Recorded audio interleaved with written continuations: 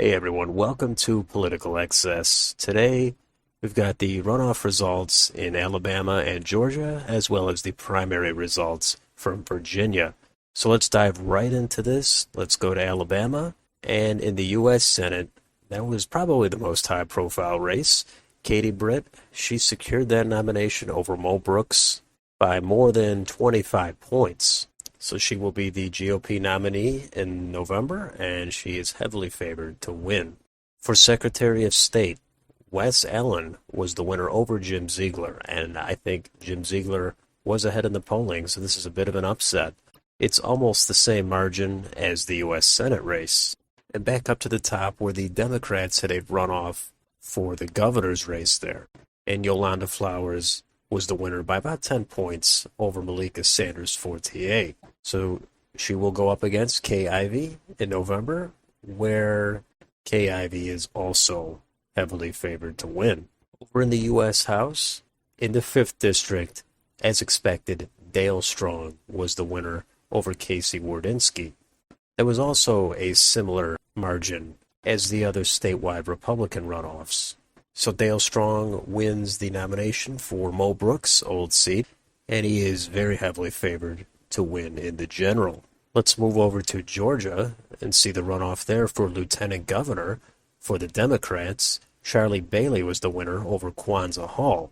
This was also, again, with that similar type of margin, about 25, 26 points, but it's also another sort of an upset, as Charlie Bailey was trailing Kwanzaa Hall prior to Election Day in the markets.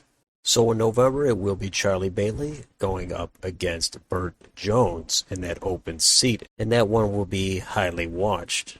And over in the Secretary of State runoff for the Democrats, the winner there was Bee Nguyen. She won that very easily by over 50 points, and she will go up against incumbent Republican Brad Raffensperger. That one will also be heavily focused on, but as of now, I would give Raffensperger an edge. Over in the U.S. House for Georgia, the big race to mention here is in the 2nd District, where there was an upset. Chris West, the underdog, he pulled it out over Jeremy Hunt.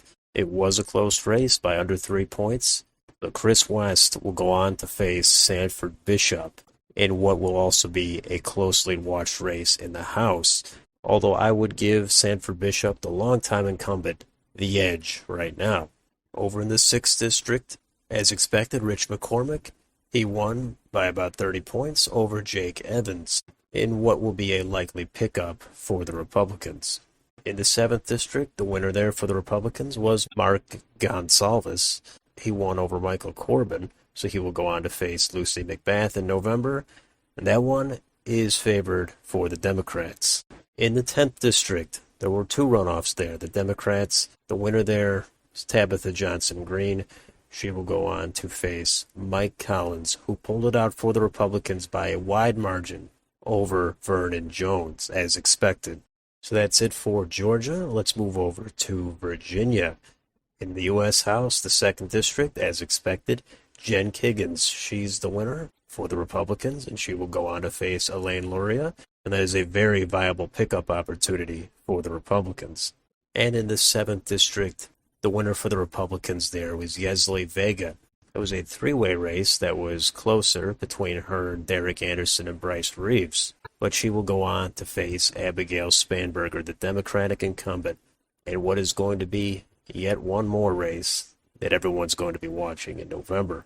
And finally, just to throw one more thing in the 8th District, the Democratic primary there, Don Beyer, the incumbent, he did fend off a challenge there, and he will be the nominee and the winner there in November as well.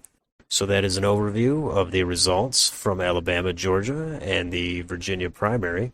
There was a couple upsets in there, like there usually tends to be. Sometimes the markets just cannot predict these things. Next Tuesday, there's several more primaries as well as some more runoffs. I'll be sure to be covering those races. So if you enjoyed this content, please like, share, and subscribe. Leave a comment down below. Thank you for watching. I'll see you on the next video.